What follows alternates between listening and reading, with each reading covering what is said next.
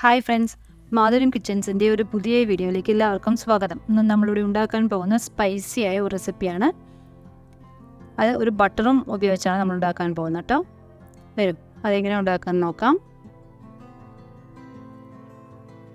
അതിനുവേണ്ടി ഞാനിവിടെ എടുത്തിരിക്കുന്നത് പ്രോൺസ് ആണ്. ഒരു 500 ഗ്രാംസ് പ്രോൺസ് വാങ്ങിച്ച് നമ്മളെല്ലാം ക്ലീൻ ചെയ്ത് കഴിയുമ്പോഴേക്കും ഒരു 350 ഗ്രാംസ് നമുക്ക് കിട്ടിയിട്ടുള്ളൂ കേട്ടോ. ഇതെല്ലാം തന്നെ നല്ലവണ്ണം ക്ലീൻ ചെയ്ത് അതിലേക്ക് ആദ്യം തന്നെ നമുക്ക് കുറച്ച് മസാലയെല്ലാം ഒന്ന് പുരട്ടി വയ്ക്കാം. അതിനായി ഞാൻ കാശ്മീരി ചില്ലി പൗഡറാണ് എടുത്തിരിക്കുന്നത്. 1 ടേബിൾ സ്പൂൺ കാശ്മീരി ചില്ലി പൗഡറിന് കുറച്ച് മഞ്ഞൾപ്പൊടി, അതിനാവശ്യമുള്ള ഉപ്പ്, ഇതെല്ലാം തന്നെ നമുക്കൊന്ന് നല്ലപോലെ ഒന്ന് മിക്സ് ചെയ്തിട്ട് ഒരു 15 മിനിറ്റ്സ് റെസ്റ്റ് ചെയ്യാൻ വെക്കണം. കുറച്ച് ഡ്രൈ ആയിട്ടുണ്ട്, അതുകൊണ്ട് ഞാൻ കുറച്ചും കൂടി ഒന്ന് വെള്ളം ജസ്റ്റ് ഒന്ന് തെളിച്ച് കൊടുക്കുന്നേ ഉള്ളൂ. എല്ലാം തന്നെ എന്താ എല്ലാം പുരട്ടി വെച്ചിട്ടുണ്ട്. ഒരു 15 മിനിറ്റ്സ് കഴിഞ്ഞ ശേഷം നമുക്കിതൊരു ഷാലോ ഫ്രൈ ചെയ്തെടുക്കണം.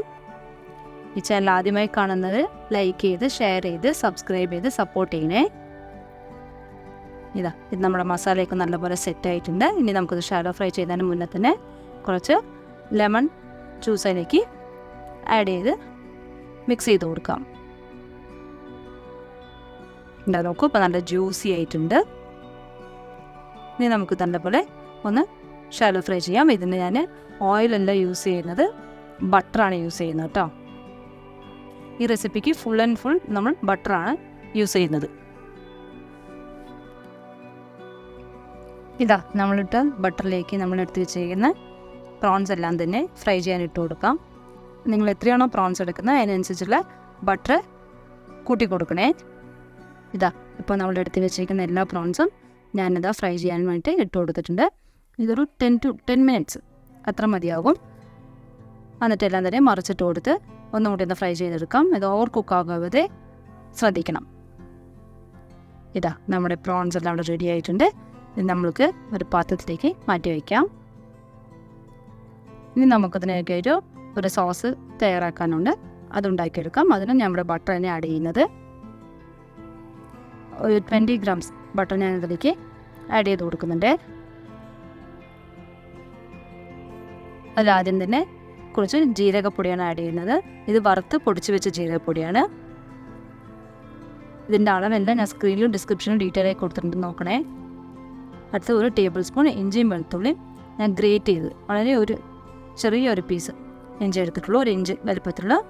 അതുപോലെ ഒരു 5-6 അല്ലി വെളുത്തുള്ളി, അതെല്ലാം ഞാൻ ഗ്രേറ്റ് ചെയ്ത് ഇട്ട് കൊടുത്തിട്ടുണ്ട്. അതിൻ്റെ റോ സ്മെല്ലെല്ലാം എന്താ പോയതിനു ശേഷം നമുക്ക് കുറച്ച് കറിവേപ്പില അതിൽ ആഡ് ചെയ്ത് കൊടുക്കാം.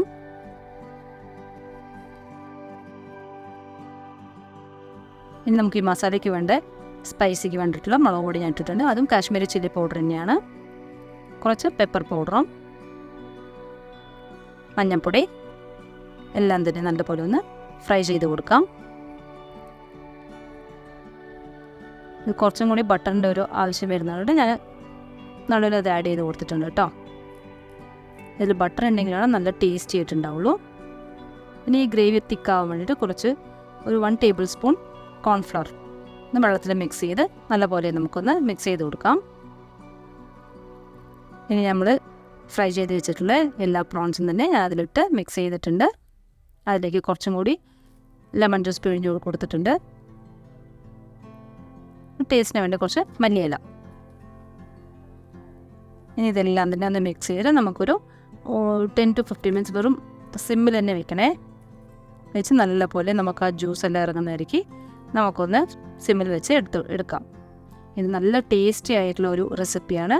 എല്ലാവരും ട്രൈ ചെയ്ത് നോക്കൂ. ആ ബട്ടറിൻ്റെ ടേസ്റ്റും പ്രോൺസിനും എല്ലാം കൂടി ആകുമ്പോൾ നല്ല ടേസ്റ്റ് ഉണ്ട്.